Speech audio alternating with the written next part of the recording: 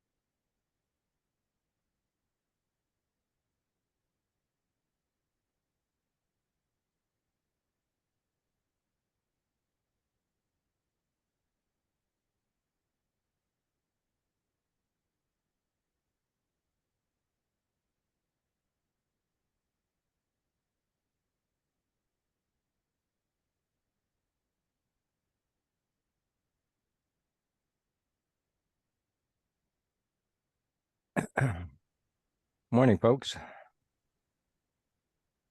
Good morning, Will. I see most people are tagging their operating system and phone type onto their name, which is nice. That helps us know what kind of question we're addressing when we come to answer questions. Yep.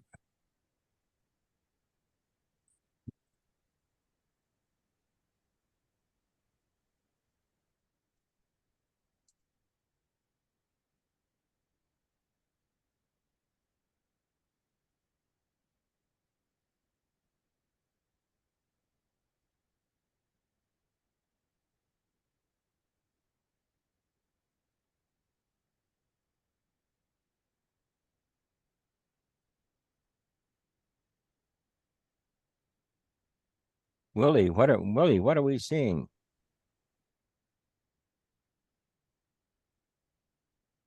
Well, that's a painting that my daughter did, kind of off the cuff. It was just an abstract painting. I added a few eyes to it, but it's all inside joke. Looks like sort of a space monkey or something. Yeah, that's what. I mean, if you just took away the little eyes in the center there, it would just be the original painting she made. So it was, again, kind of abstract, and she thought it looked kind of neat, like a ghost or something. So if anybody can guess the eyes, I'll give you an attaboy.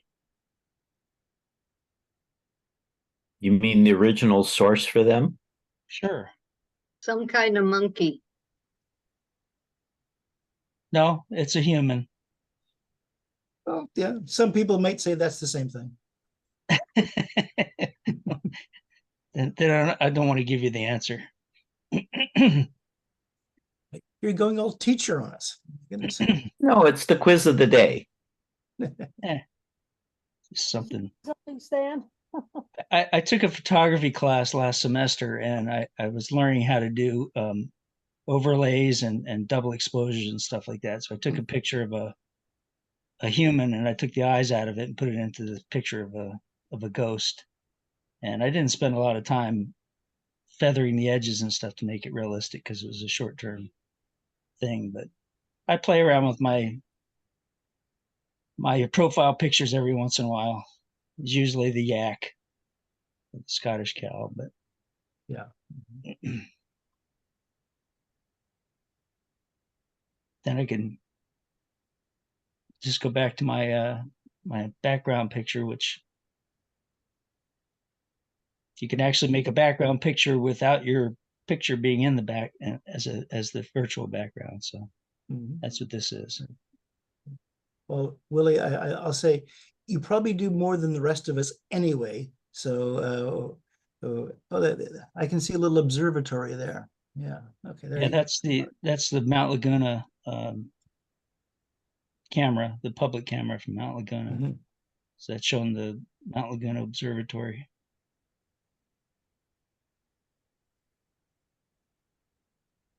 See if I just change cameras, then I can get rid of the camera and just have the background.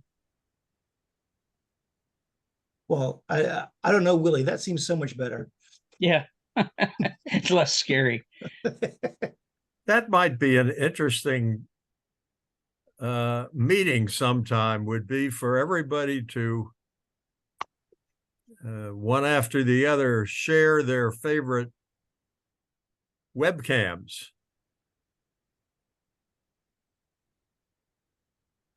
Everybody here know how to find at least one webcam like that one that Willie's showing? I think that's a picture, not I think a. I that's a see a photo. couple of shaking heads. Oh, Well, you can just go to yeah, this is sounding more like a topic that someone could tell us about on one of our meetings. How to find a webcam and then use it as a background on a Zoom meeting. That would be an interesting little topic. yeah.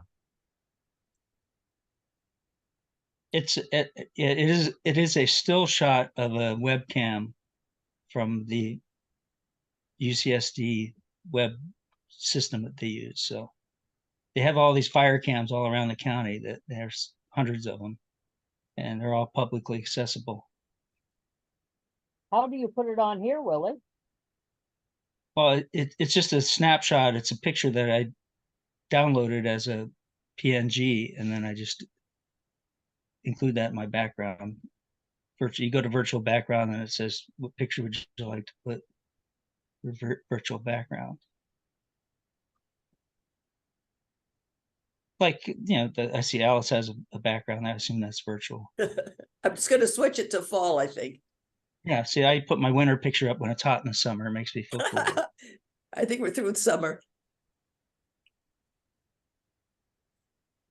As of a week ago. Yeah, you're right. We're going to experience 5 days of a high of 80 in Milwaukee, but the weatherman says that's the last warm weekend. By the end of the week, it's supposed to go up to 90. Ooh, San Yeah, Diego. here in San Diego, you're right. Yeah. it's going down to 32 tonight here. Ooh.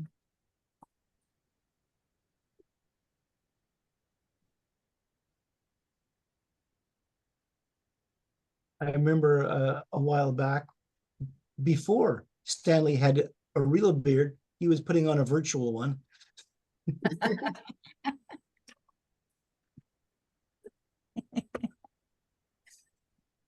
Dan, your microphone is muted. Thank you. I found one that I like. They call it a circle beard. And I thought that was distinctive, a little bit distinctive. So I tried to imitate it. And that's where I am now. Okay, so I now have the circle beard on. Oh, yes. Oh, you do. That's cute. We could do the goatee beard like that. Yeah. Mhm. And That's yeah. one way of checking it out before you actually do it. Mhm. I tried growing a mustache one time. A great disaster for about 3 weeks. Well, mine's looking very nice now. Look at that. Everything's virtual these days. Mhm. Yeah.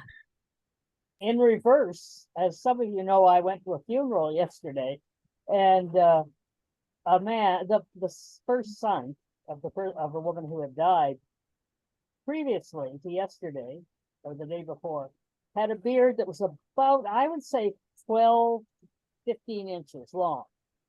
A Wow. white Okay. beard, sort of came Mhm. down like almost like a triangle. Mhm. And for his mother's funeral, he shaved it off. Wow. And he looked about 10 years younger. He'd never even know it was the same person. He had grown that beard for ages.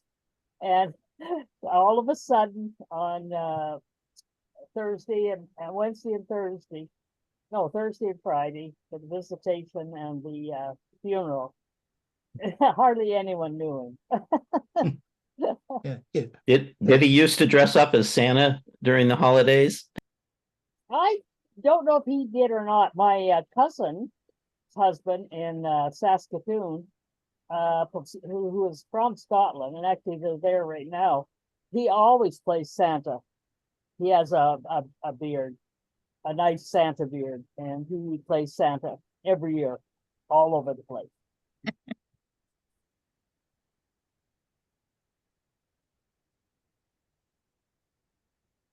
It doesn't take much to have fun.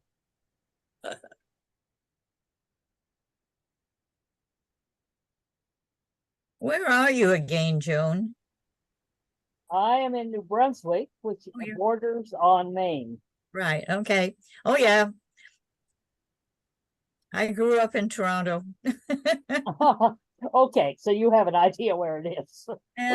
And I lived in north of Edmonton for 30 years. So Where were you in north of Edmonton? in a place called what is it now? My memory's going on me here. No, it wasn't. Vallejo was here. Okay. We had a dairy farm north of Edmonton. Because I lived in Edmonton for from 65 till 99. Oh, okay. Okay. Yeah, we were out. Where were we? It'll come to me.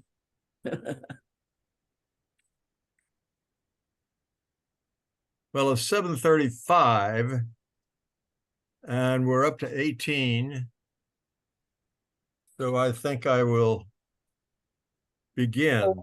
Go for it.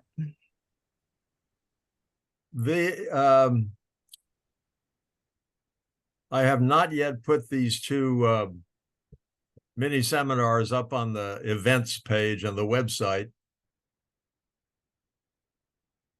But if anybody wants to play them, you can go to the Seniors Computer Group website and go to resources, and you will find all my mini seminars in resources. And both of these are in the second section, I think. So let's see if I can get to yeah, there it is. I will start sharing my screen.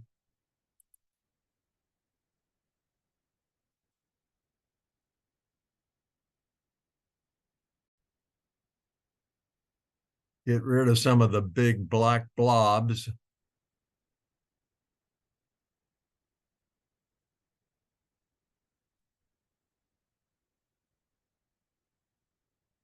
And start the first one.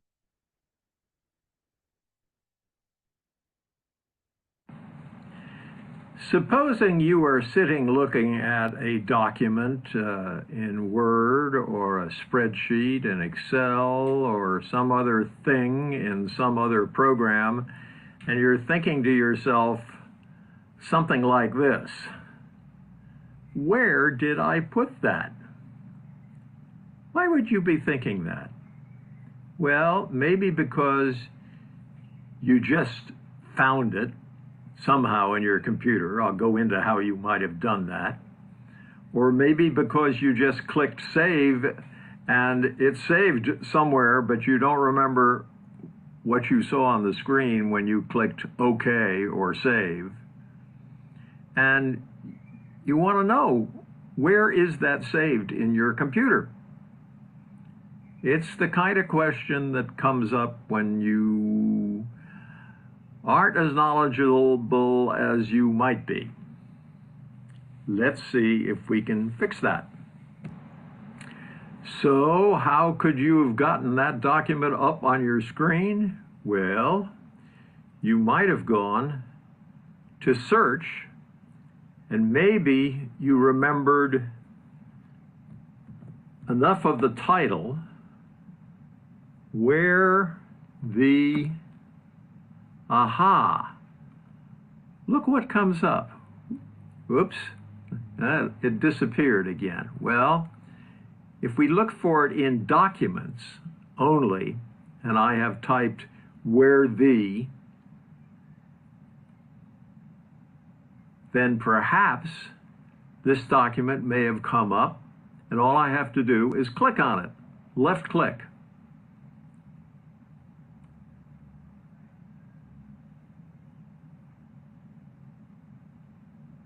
And there it is.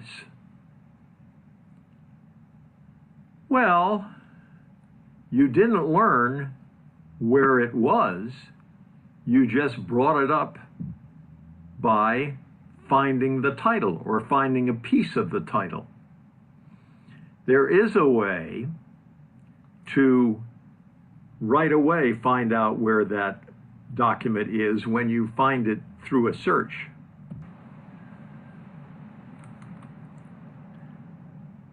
If you have searched successfully, when you get that document up in the results of the search box, instead of left clicking on it to take you to it, if you right click on it, you will find that one of the options is Open File Location. And when you left click on that,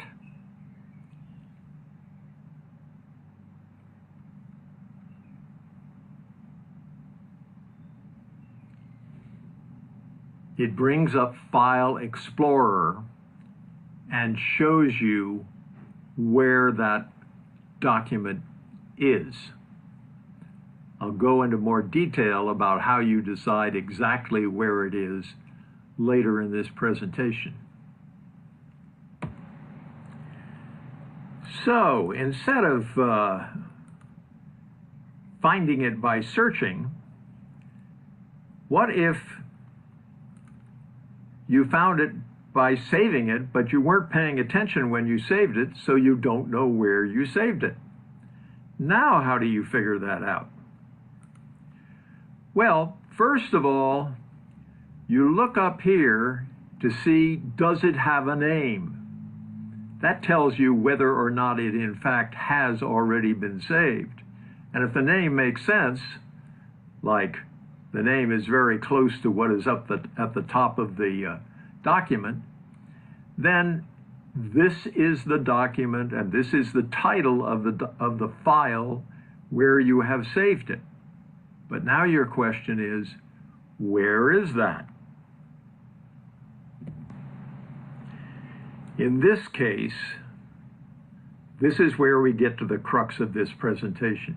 How do you figure out what you have, where the thing that you have on the screen was already saved? And the answer is, you go to File, you click to get the drop-down menu, and you click Save As.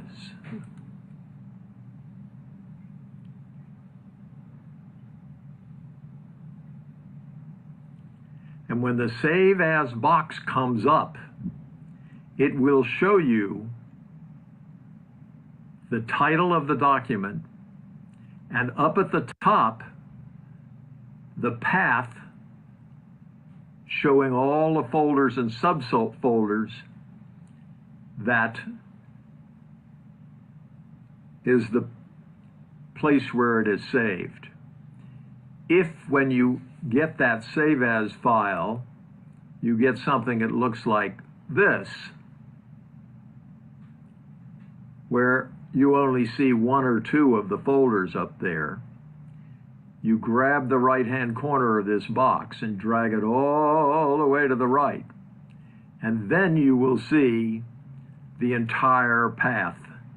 It starts out as this PC, and then your hard drive, and then users, and then probably you, your name, and then perhaps documents.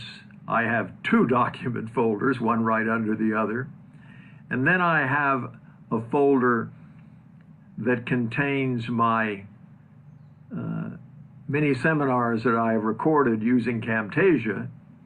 And under that, I have a folder for this particular presentation called Where Did I Save That? And that's how you find the file. Excuse me, that's how you find the path and the detailed location of where something that has already been saved on your computer was saved. If you found this mini seminar useful,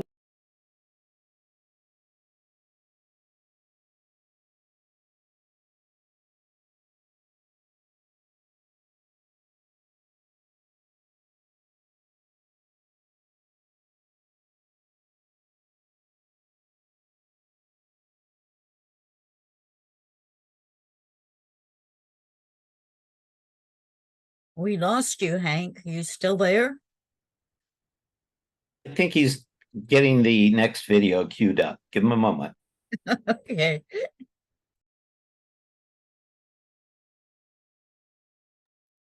I also managed to mute myself.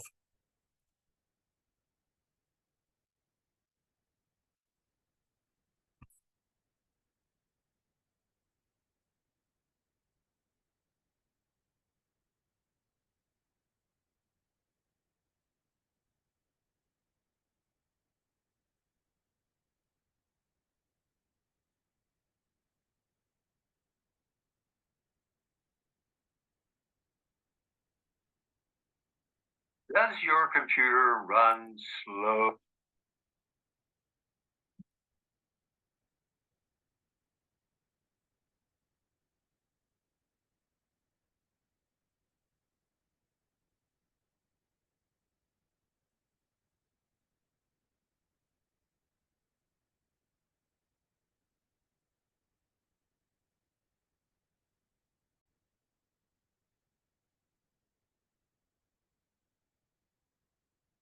Now, give me a minute to clean some of this up. And we'll get on with the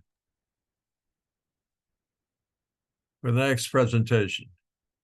Hank, if you would like to get that floating meetings control bar out of your way, which is showing up as a gray rectangle in our case, go to the right end where it says More, and click on the More button at the right end of that bar. And on the drop-down menu, there will be a choice to hide the controls bar, the floating meeting controls bar, and it will disappear and get out of your way.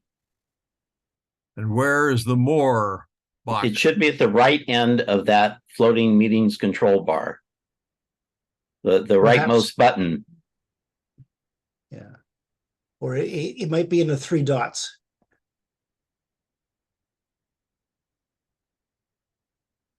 Or there is a keyboard shortcut if you'd like to try that. Yes, I'd rather. It is Control, Alt, Shift, and H for hide. Aha. When you want it back, you just need to press the Escape key. Right. Does your computer run slowly? Are you seeing that? Well, if it does. Yeah, it's good. causes might be that your computer is running some processes from programs on your computer that you never use. If you do a Control-Alt-Delete and then turn on your task manager, it will show you what programs are running on your computer. And that doesn't look like many. But if you go down here and click More Details, it will show you the background processes that are also running on your computer. There are 98 of them in my case. And as you can see, I'm just running Camtasia Studio, the program I'm using to record this, Malwarebytes, which I just used to run a scan of my computer, and the Microsoft Word, which I'm using for this document. Well, all these other processes are running, and they can cause your computer to slow down if there's lots and lots and lots of them. And some of them are programs, they're pieces and parts of programs that I may or may not often or even ever use. Here's Acronis right here to the top. I haven't run Acronis in a year or year and a half, but it's got some processes running. So that can be one cause of your computer running slowly. Now, even if your computer is not running slowly because of an excess of programs on your computer, maybe you have some programs on your computer that you don't need and they're taking up space that you would like to use for something else. Well, if either of these two questions get a yes answer, then the next one is, do you know how to completely uninstall a program? And if you don't, the remainder of this mini seminar will tell you how. A lot of people think that if you go to Windows Explorer or File Explorer and then go to Program Files, that you can delete the program that's in Program Files and get all of that program out of your computer. You'd get a lot of it, but not all. If you really want to get rid of a program for your computer, you have to use an uninstall program. And there are two ways to do that. The easiest way to uninstall a program, which works for most programs, is to go to your Start menu, find the icon for that program. Let's say we wanted to uninstall Acrobat Reader DC. And when you get to that icon for that program, right-click on it. And you will find for most programs an uninstall icon, and if you left-click here, your computer will uninstall Acrobat Reader DC. Here's another one, Adobe Photoshop Elements. If I right-click on that icon, I also find an uninstall icon and can uninstall Adobe Photoshop Elements that way. However, there are some programs on my computer and probably on yours that do not have an uninstall icon, an uninstall button when you right-click. If you go here and go down to Acronis Backup and right-click on that, you will find Pin to Start, you'll find More, and in More you'll find Pin to Taskbar and Open File Location, but you will not find Uninstall. So how do you reliably and completely uninstall a program that does not have an uninstall icon to click on the start menu? Well, you go to Settings, and you're looking for Control Panel. So when you click on Settings, you will get lots of places to go into portions of your control panel. If you come down here to the one that says Apps or Applications, you'll see that one of the options is Uninstall. And when you click on that, you can come to Apps and Features. And that will list all the applications on your computer. And if you go to the one that you're trying to uninstall, which does not have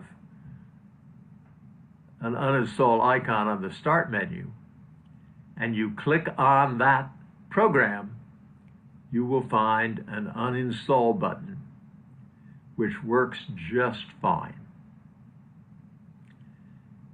That's it. That's how to safely and completely uninstall programs on your computer. I hope you found it useful.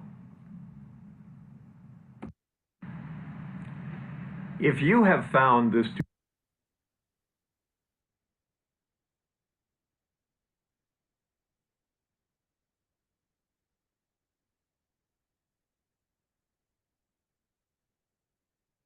And we're back. Are there any questions on that subject? Those subjects? I just want to say thank you, Hank. Those were both, I think, valuable reminders for us. And for some people, they may have been new. For some of us, it's just, I was waiting to see, oh, is he going to talk about this? And he did. So that was good. You're welcome. Joan? Yes, on that first one that you did, I got disconnected. What was the first step that you did when you started the first one? The first one, oh, wait a minute. The where the hell did I file that thing? Yes. The first step. I don't remember. I believe you did a search in Windows for the name of the file. Yeah, that's right. That was the first way that I tried to find where it was. You can go down to the little search icon on your taskbar, and when you left click on that, you can type in the name of the file or something close to the name of the file, and it will usually bring you to that place in your computer where that file is and show you the path to get there. That was what I missed. Okay, thank you. And Joan, I might go ahead. Joan, I was going to say, one of the things, and when you bring up that search box, there's tabs at the top that it can search on the web or search for programs or search for documents. If you know what kind of thing it is, narrowing the search to that kind gets rid of a lot of extraneous results. Thanks, David. The one thing that Hank mentioned that I strongly recommend to all of my customers, that in every program that when you go to do a file save, you always use file save as, because it reminds you at that point, oh yeah, I'm not going to put it in a temporary location. I'm going to put it into where I remember I put documents, pictures, whatever that particular file type needs to be. That really helps a lot. Also, when you go into the applications, it will have a list, usually in the Microsoft applications, of the files you recently opened. So you can go stand down to that list and see if it was one of the last, say, 10 items that you had opened in your computer.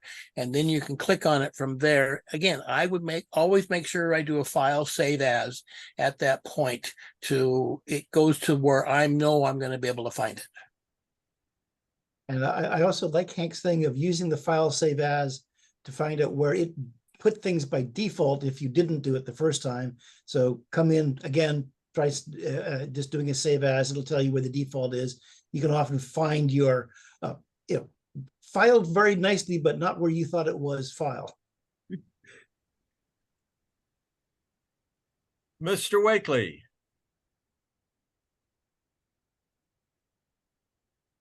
I recall that when you're in a particular folder, that there is a special search within that in which you can actually, for instance, if you're in a document folder, you can actually look for specific words and it will find the file that has those words in it. I'm a little fuzzy on exactly how it works, but I've used it many times, and it's a special feature of search. Well, that's actually, yeah. Go ahead, David. Go ahead, David. Go ahead, Ross. Yeah. So when you open up an Explorer page, then in the upper right-hand side, you can type in there the file name, the last part of the file. You can go into there and tell it to look for things that are in that particular area. So again, if you just open up Explorer, it should be showing you the whole computer, and then you can scan the whole computer for that. If you say, I know it's in Documents, then yes, you can go to the Documents folder and then do a scan, a search there. But again, it's just on the upper right-hand side and has a little magnifying glass, and you can type in what you need to in there. Yeah, I've used that a few times when I can't remember exactly what file it's in, but I do remember some of the contents of the file. So you can organize that file when you're looking at it by name. You can go in there by date, by extension. You can go in there and start sorting those things out. So it makes it a smaller list for you to have to go down through and check. Yeah. Well, what I was going to say was that sometimes you can, if you're not sure what the name is, but you know it was a PDF file, I'll search for star.pdf. Right. That'll tell me all the PDF files that are in that folder or underneath it. Of course, the other way, which I use all the time, is having hierarchical folders and subfolders and find it that way. If you filed it correctly, we're often worrying about things that got incorrectly filed. Yeah. Where you've done a phantom save. Where forgotten. And it hasn't been so much recently, but it used to be that people would go in and have a file in their email, say a Word document, and then they would click on that attachment in that Word document, and it opens up in Word, and they go in and spend a lot of time editing, and then they just close Word. They didn't save it to begin with, and also if you do it that way, it's saving it in a temporary location in Windows, not in the document folder that you want. So that's why, again, I strongly recommend you always use a file save as, so you know where it is that you are going to save it. I sometimes think of save as save to. Right.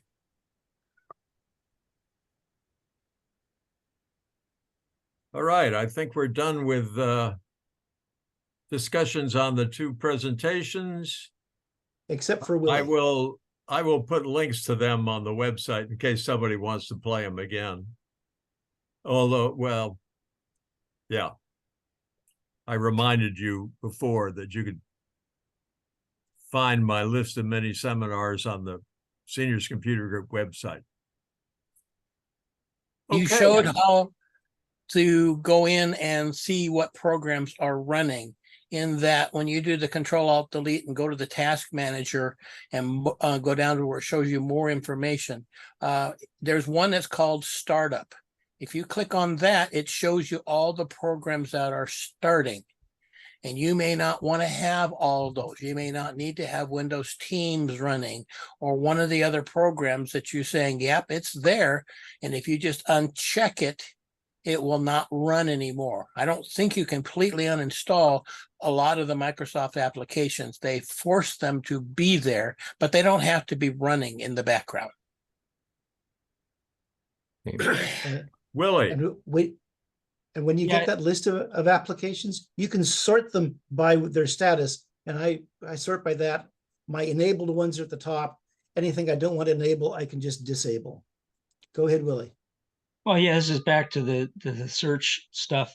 The beauty of the save as, like Ross was talking about, is if you look up at that path line at the top that Hank was showing, you can click back to previous folders or subfolders and choose where to put it in that line, or you can make a new folder even if you want.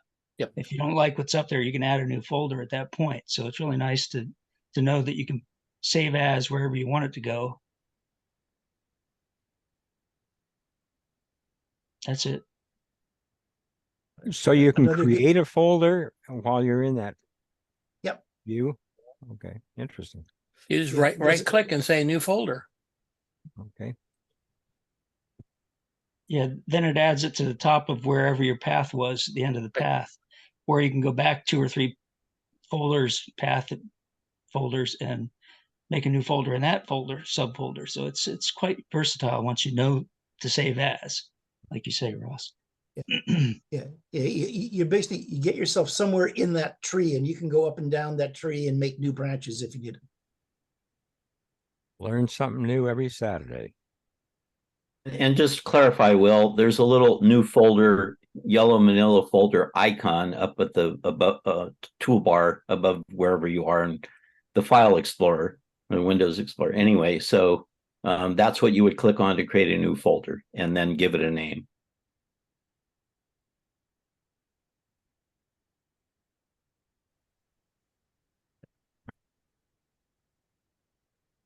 All right, any more discussion about either of those two subjects? If not, we're in Q&A. Who had a problem?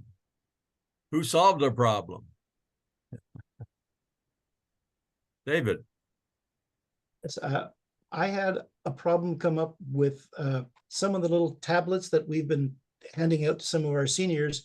They, they're older tablets. They stopped getting their updates to Android, and we found out that the Zoom app now requires that you have at least some version of Android that those tablets were not going to get to. And I said, oh goodness, now they can't do the Zoom stuff. And then I remembered way back when that you can actually use Zoom through the browser. And so when you click on the link and it comes up and it says, it's got that little blue button that says like, open the app. Don't hit the blue button. Down lower, there's another link that says, trouble with the app, open in browser. Click that link and it'll open up right in your browser. And I found that now, even though they can't update and can't even use the current version of the Zoom app, they can still get to Zoom sessions by going through their browser. And I'm going to have to retrain a few people.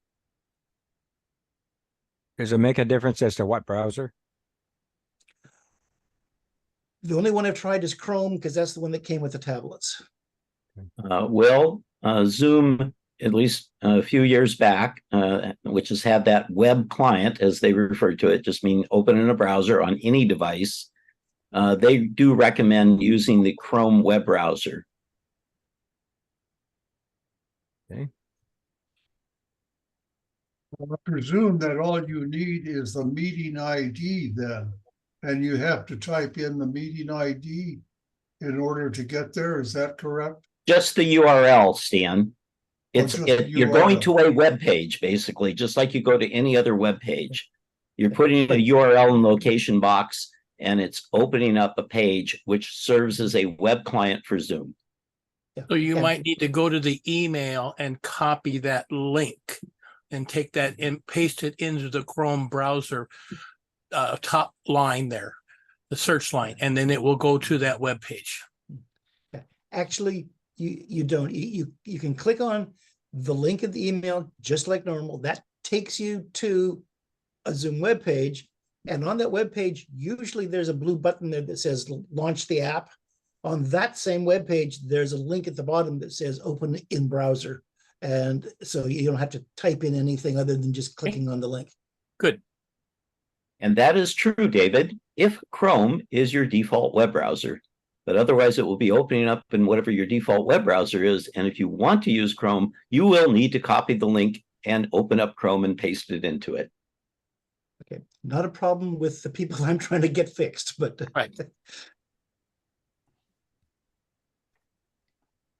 There are lots of times when you're working with a computer when you do something that you think will make the computer do something, and the computer does what it wants to do.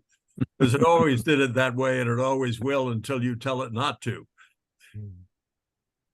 All of the companies, Apple, Microsoft, Android, all of those, Apple, are trying to force you to use their style of apps, their browser, their search engines, their company stores. And they do that too for revenue. And after you get updates for a particular program, sometimes it will reset. Like from Microsoft, if you do updates with Microsoft, what your default browser can change. And you just have to go back to the default apps and go in and say, no, I want this one to be my default. that's something that I think for the people that have been here long enough to go through several of these changes, you may think you have your computer set up, but you'll have to keep getting it set up because they'll keep moving it back to their defaults. Right. All these Sharon? companies have to make money some way. Yeah. But again, they're trying to make you use their browser. Microsoft spent a lot of money getting the Edge browser up and working, and they think you should use that because they're going to get a percentage off of the advertisements that are used on those links. So that's why they try to force you back to using theirs. Sharon has her hand up. Yeah, well, I guess you'll all be happy to know I ordered from Amazon my Kevlar vest. So I have a Kevlar vest for any answers that I might get today. I'm protected. So my question is about the USB-C.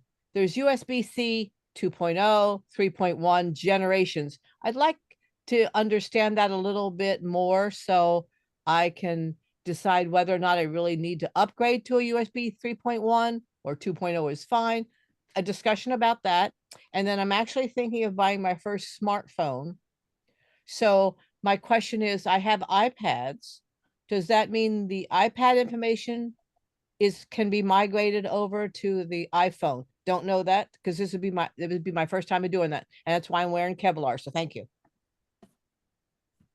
Ross, you going to take a whack at that? Well, I'm just trying to look up. I'm not aware of. There is USB 2 and 3. I'm not aware of a USB-C 2 and 3. That's what I was just starting to look up. But your issue, I think, was that you tried to charge a device with the cable USB-C to USB-C, and it would not charge. When I go to Amazon and I type in their USB-C charging cable, then I get a list of all kinds of cables that are specifically set up to do charging. And I know that's been an issue that some of the USB-C cables aren't either strong enough or wired correctly to do charging. They can move data, but they can't do charging. So I would look at, again, through Amazon and say, see if what you have there, if it says it's Apple compliant with USB-C for charging, I would assume that that's going to be fine for any other device that you're going to use. And if I could just piggyback on this, it's very confusing with USB terminology because the numbers refer to the functionality capability, like whether it's version 1, 2, 3, 4, and the letters are the types of connectors, and they kind of have an overlap between them, but they're not exclusive to one. There's no one-to-one correlation. The newer USB connectors on laptops and computers The old style, the USB 2, if you looked into the connector, it was black. If you look into the connector on a USB 3, then it's blue. And a blue connector can go a faster, much faster speed, and generally also deliver more power.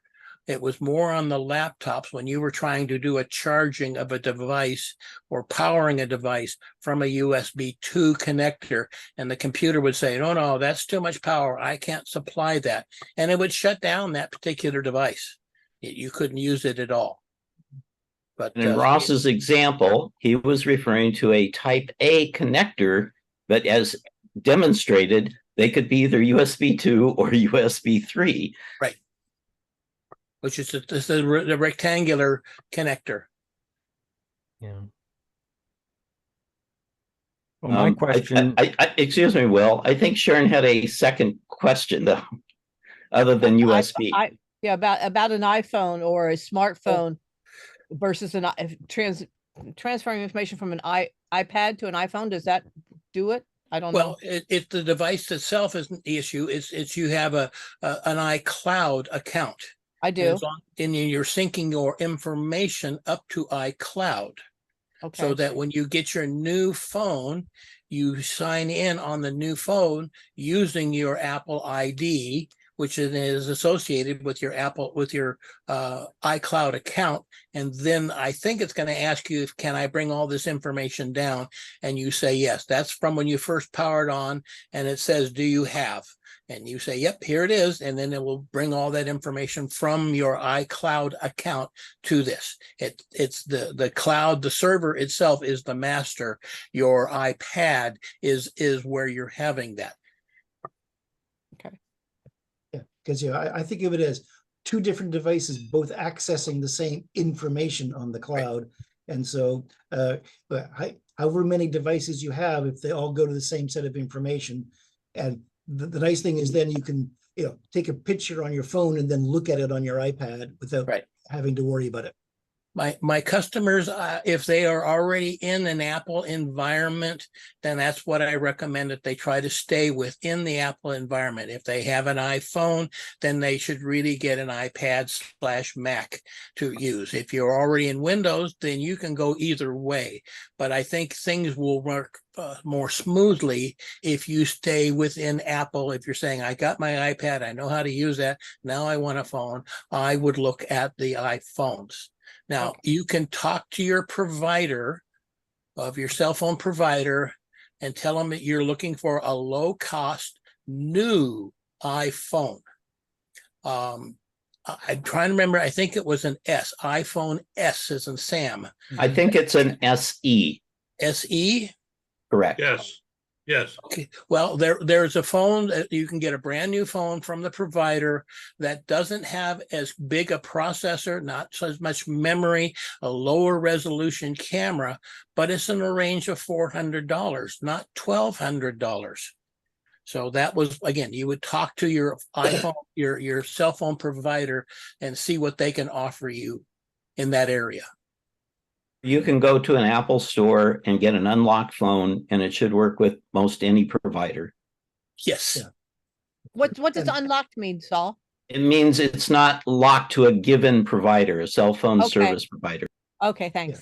So if you want normal, which is normal, by the way. Okay. Well, yeah, if you want the Verizon and you get a phone like an iPhone, if you're not careful, you can get one that's locked so that it can only be used with Verizon. Now, in general, you're going to get a little better deal from Verizon on that phone than you would from the Apple store. But again, if you say, I don't want to be with Verizon anymore, I want to go to T-Mobile, you might be in trouble at that point.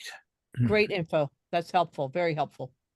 For what it's worth, last December when I bought my iPhone SE from the Apple store, I went to Verizon, who's my provider first. They said, just go to the Apple store. You're not getting any break from us on the price.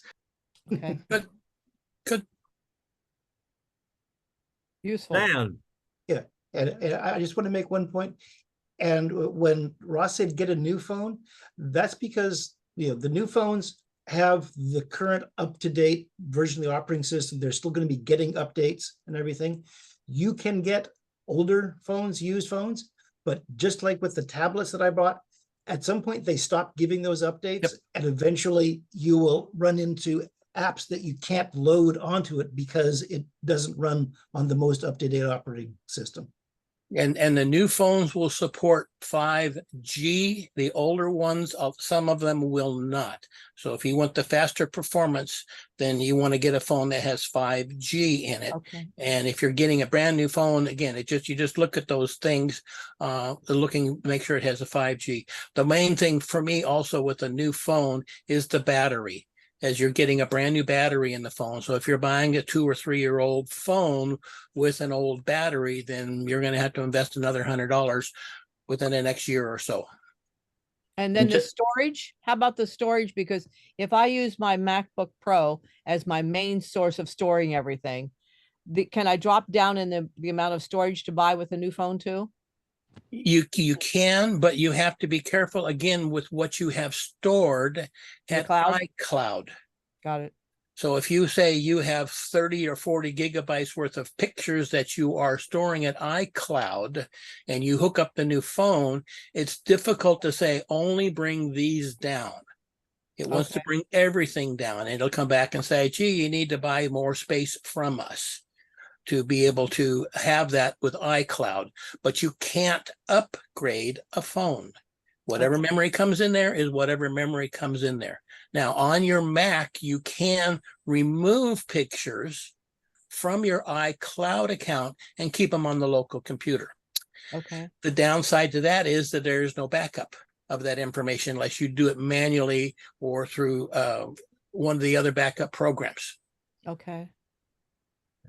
And if I could just add one more thing to this, as Ross has mentioned in the past, the new phones, iPhones in particular, do not come with their own charger. It's a separate purchase. Right. So if you want one, you'll need to buy one, not necessarily from Apple, but you'll need to have one to charge the phone because they're trying to be ecologically nice and not have everybody have 14 chargers. Okay.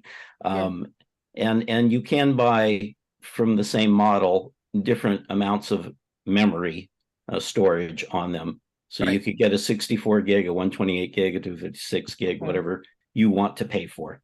Yeah, start with your iCloud account and see how much information you have there and how much you're using. Now, to say you're going to reduce the amount of pictures that you're storing at your iCloud account, to me, when it's $1 or $2 more a month to go between 50 and 200 gigabytes worth of space, I think it's a good deal just to give Apple the $1 or $2 a month instead of trying to move pictures or get rid of them. Yeah, I do that already. It's worth $1. It's fabulous. It is.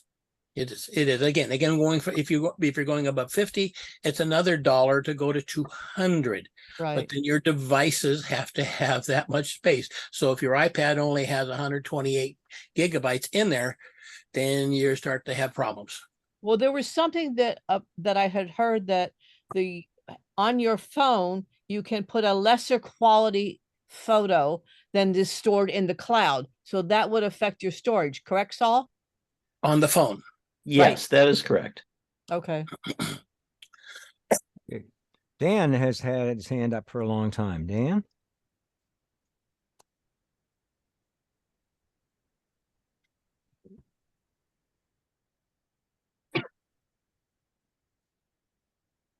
Dan, you're muted out. Hello. Yeah. Heather? Yeah, we can hear Am you. I on right now? Yep. Okay. We have a new person watching and meeting today and attending. His name is Mark, and he would like to ask a question. Mark? Yeah, tell me an idea. Excuse me? What should I be asking? Well, whatever you want to ask. But I need to start on Mac. I haven't used it in a number of years, and I feel very ignorant. So if there's something that you can say, buy this book or do this, and then I can start to get up to speed on it, I would appreciate that. Is that okay?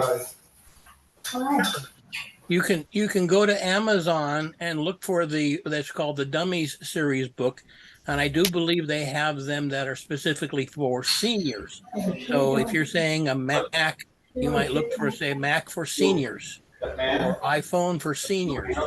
And that would be a good place to start. And Okay.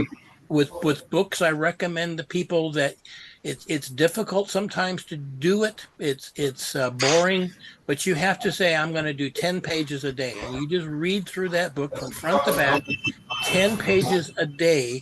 And because there's a lot of things in there that won't make sense until you get further into the book. So to me, I say it's kind of like learning to spell, then you can put together words, and then you can finally make a sentence. But you have to learn how to spell first. And the thing to start with is I go to Amazon and get an old book or another book. You would get a book. There's the Dummies series. And in there, I do believe they have, say, iPhone or Mac. Okay, thank you. Okay, okay. All right. Thank you. I'll see you next week. Well, and Saul, did you have any recommendations? No, I think Ross covered it. I mean, you can always go to the Apple store and get guidance and help if you have something, it's free. I tell people to give Apple a call. As long as you've got a valid Apple ID and a serial number of your device, and it's in your under devices in iCloud, you can call them and say, how do I?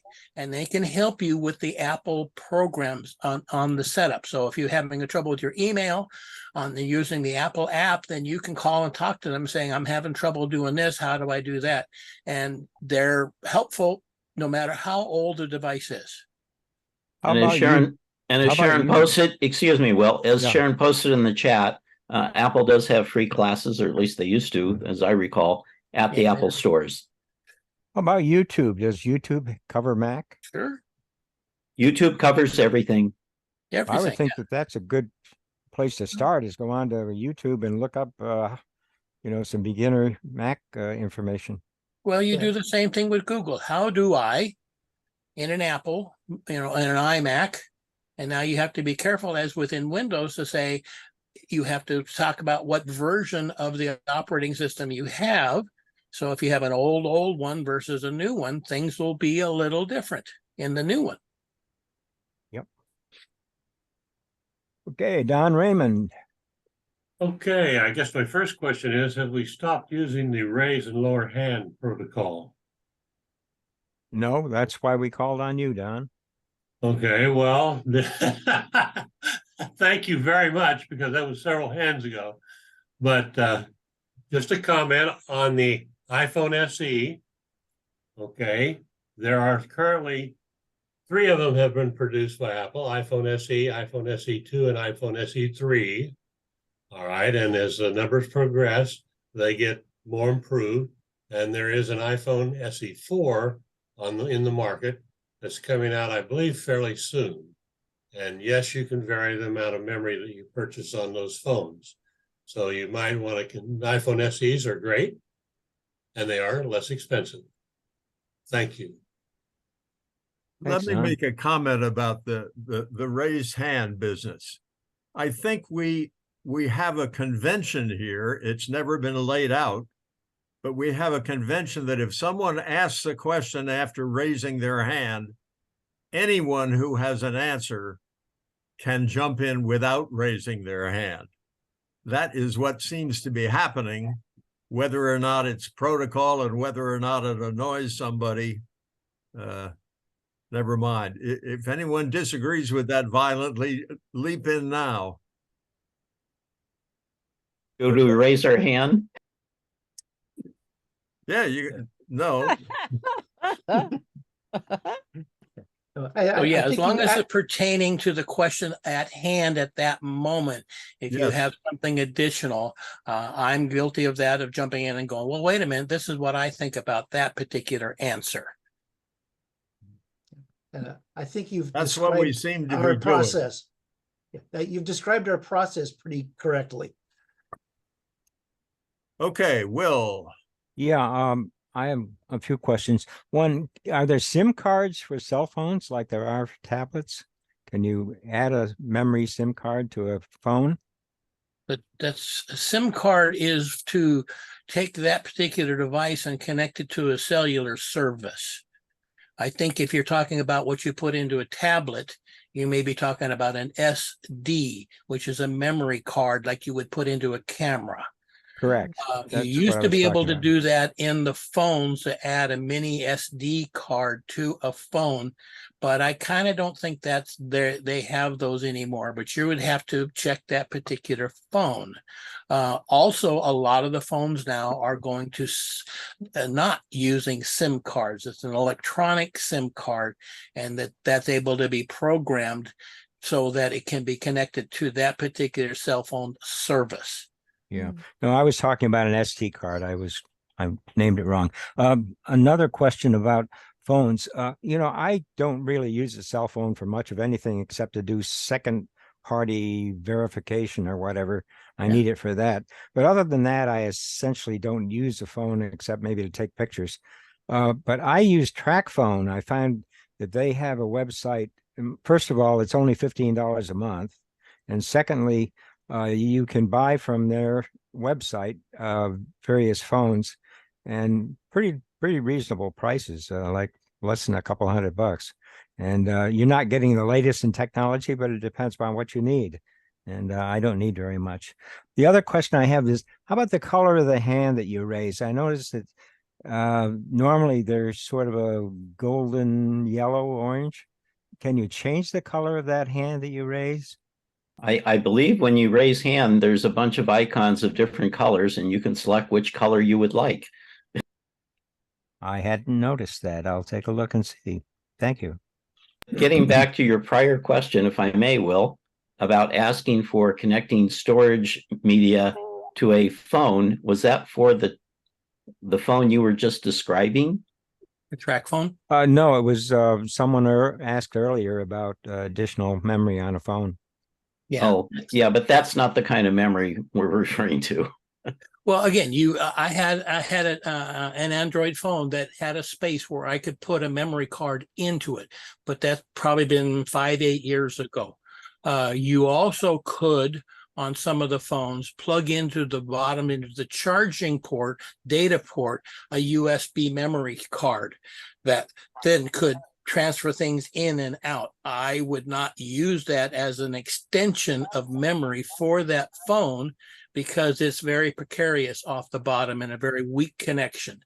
So you have to be careful, as we were speaking here, of that when you get your phone, you kind of have to make sure that you're going to get enough memory in there to do what you want to have over the life of the phone. Yeah.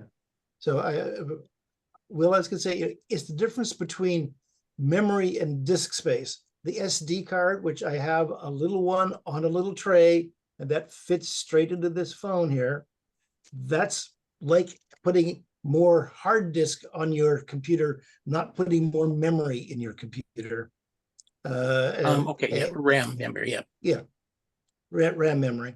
And so, but yes, this is a somewhat older phone, and it had a little tray with a SIM card and a place to put an SD card. Yep. And many of them will have that, but they're going away from that more and more with the newer ones. They're trying to make them smaller and cram more stuff into it. So they're dropping ports, they're dropping slots for things, and so they're looking simpler, but it's now harder to find places to put things. And I was just trying to clarify what Will was attempting to do, okay? Because it wasn't clear to me why he wanted to connect some flash memory to a cell phone. Okay. By the way, I didn't ask before, but I do have a question about USB cables. Is it true that there are 3 different types? One is power, one is data, and one is a combination of power and data? And if so, how do you tell the difference among them? You have to be careful when you buy it. I don't know how to look at a cable and say, it's one of these or one of those. Is it true there are 3 different types? I believe there are. There have been from times that you would just have a cable that you could just use for charging, or a cable to just use for data. And yes, most of them now do both. But again, I would look when you go to buy it, say at Amazon, and say, I want to have a USB X that does data and charging.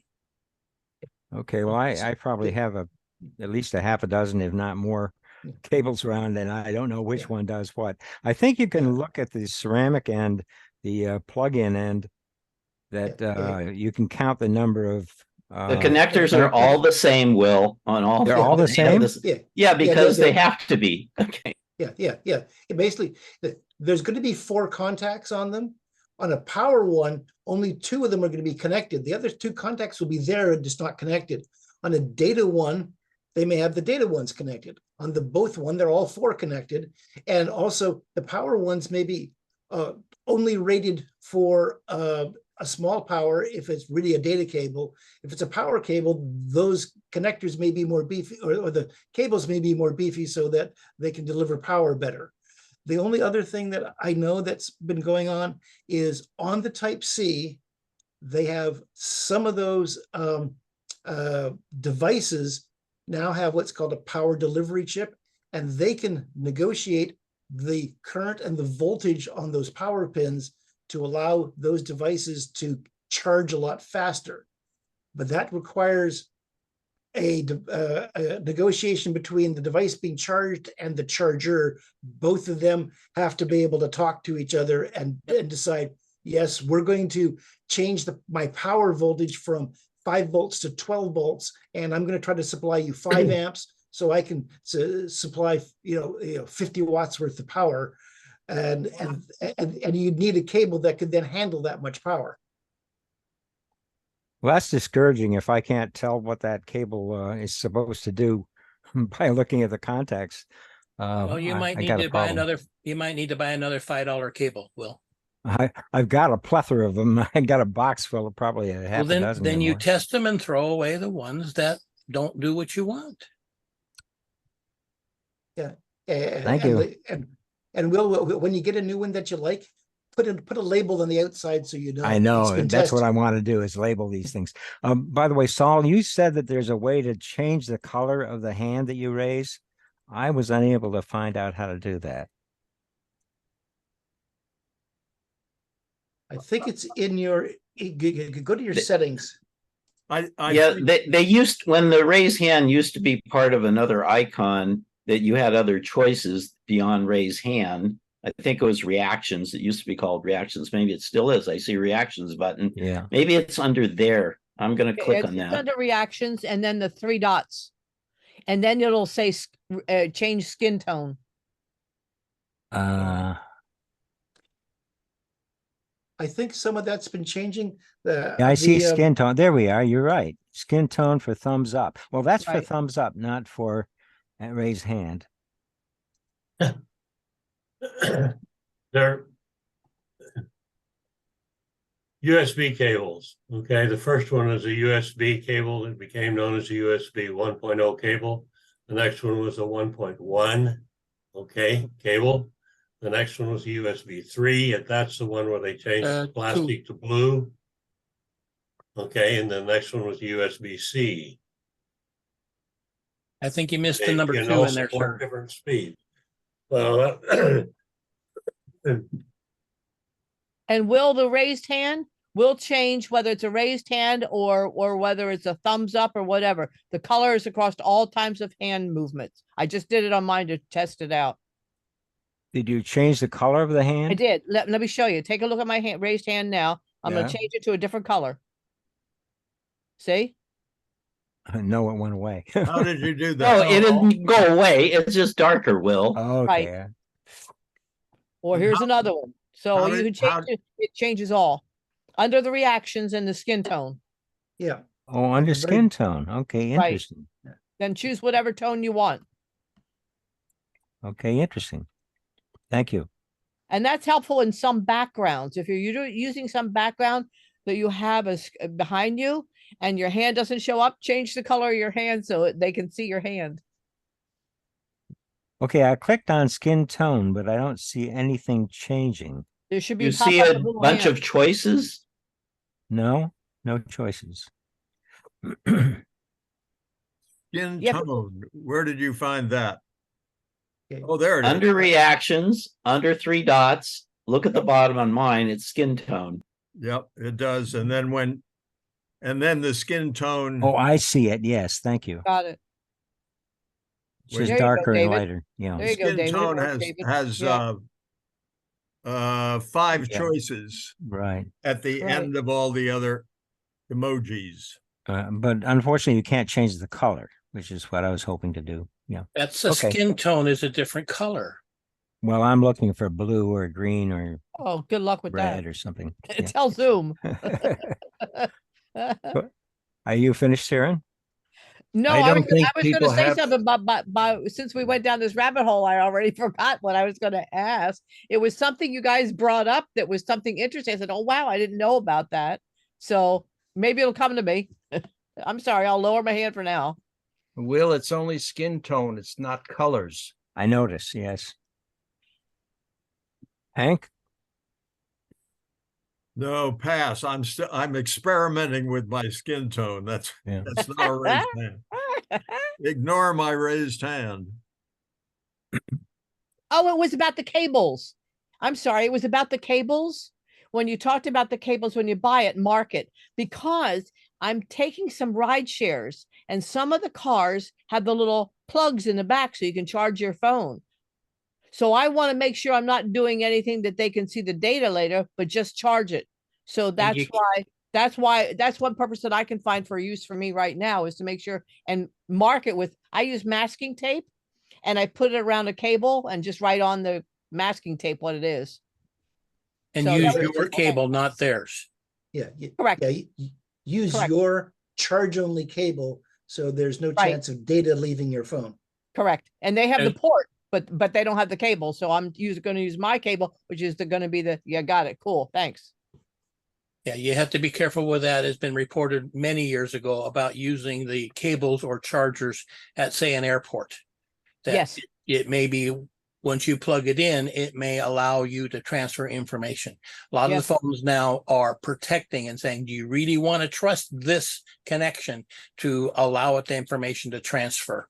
But you have to be careful yourself.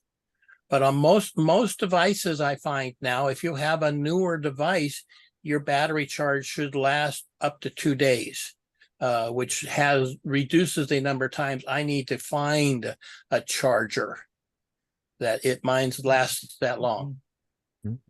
Yeah. And the other thing you can do if you're traveling, and I've done this before, is I buy a little charge bank that I can use, and then it's only my stuff.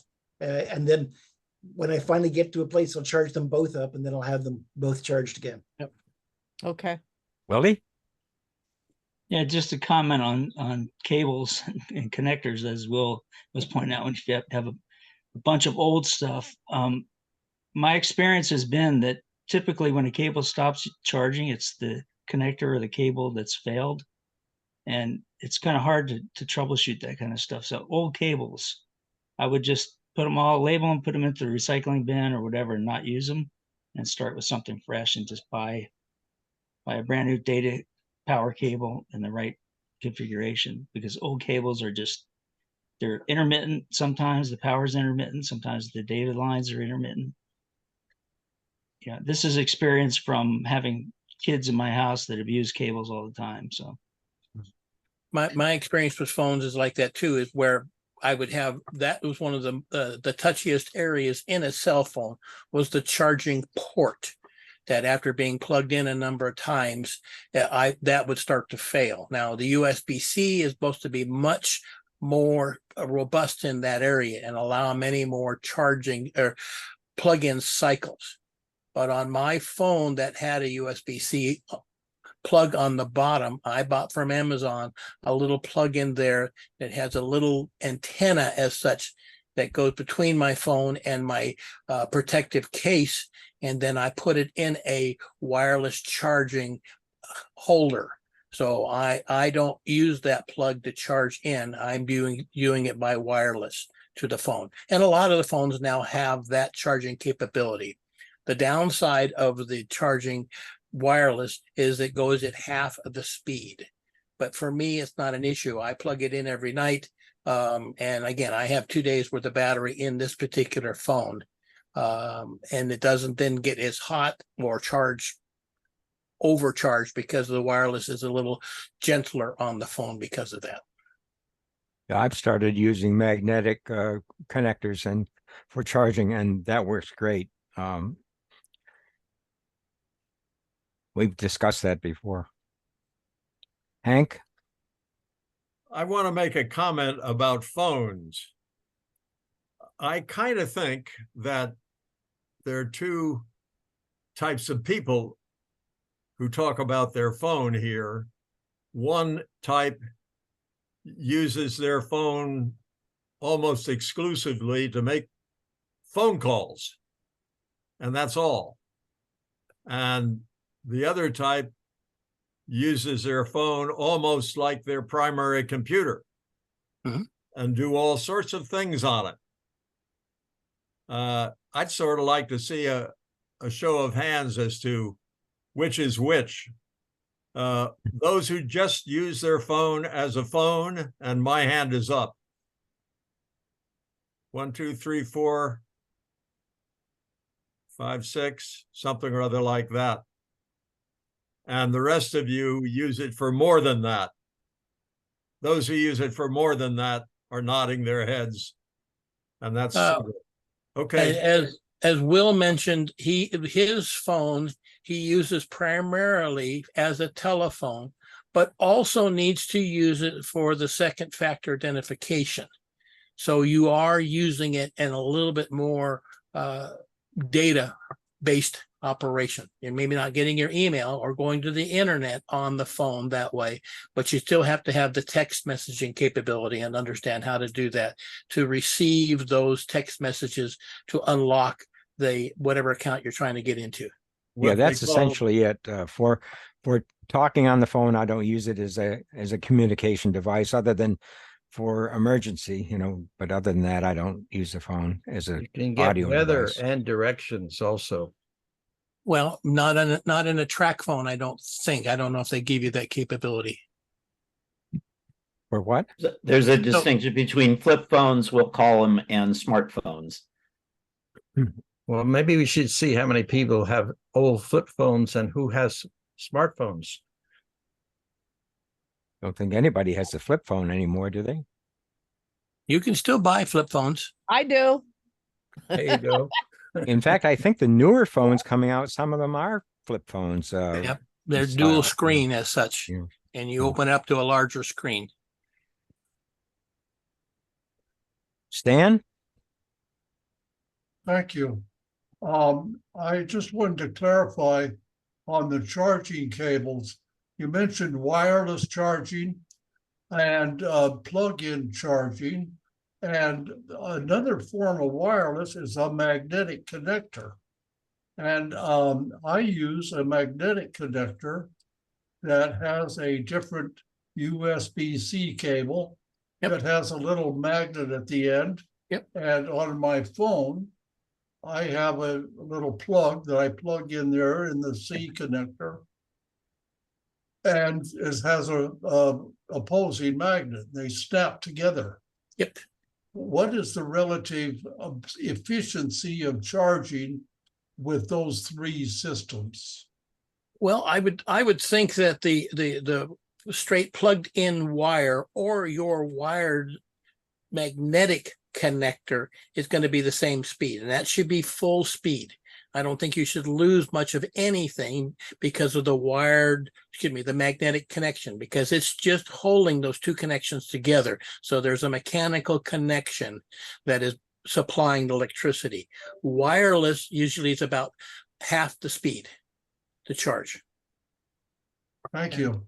Yeah, I would vote for that magnetic connector. I've been using it for years, and it's really great because you don't wear out your connector at all, and you can do it in the dark. Yeah, the main reason for the magnetic connector is one, as you say, so you're not wearing out the connector by pushing in, pulling out, pushing in, pulling out. And two, if and this is why they think they did them on the old Macs, is occasionally if you pull it away from something and the cable is attached to it, it can damage the connector if you yank it out, whereas the magnetic one pulls away cleanly. Or the device, you pull the laptop off and it hits the floor. But I wonder now, Will and Stan can speak of that.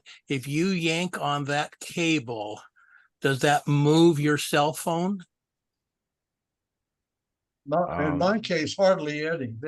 The only way it really puts a strain or on the phone is if you pull it straight out at right angles to the device. That's the only way it has strength. If you pull it off to the side, it breaks away very easily.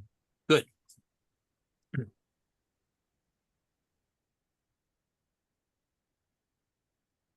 Okay, any other questions, comments?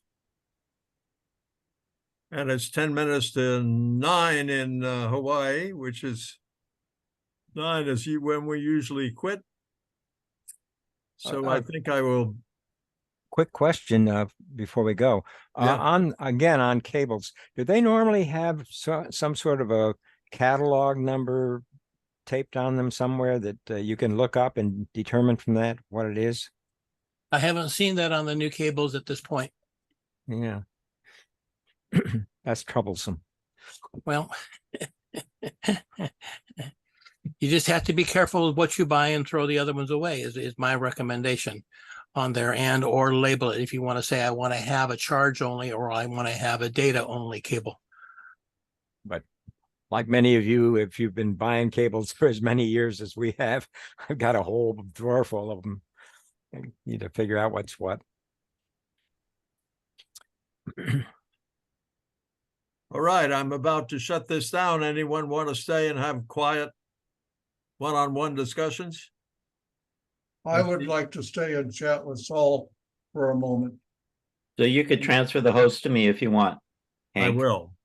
And Will, I'd like to, if you can hang on, I'll show you a little device I have that might help you with your connectors. Okay, thank you. Okay, I'm assigning Saul and saying aloha.